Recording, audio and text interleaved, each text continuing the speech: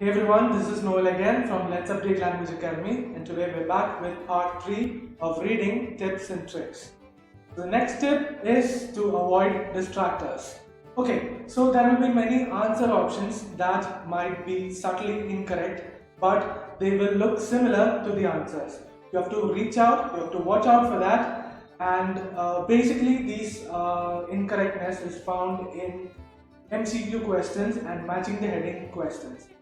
And distractors can also include the tension and unnecessary stress that we put ourselves in while we are attending the text. So we have to watch out for that. Next tip is don't forget to transfer your answers. So in listening module, we have 10 minutes time to transfer your answers from the question paper to the answer sheet. But in reading, we only have the allotted 60 minutes to do everything. So make sure that you transfer your answers when you find the answers itself.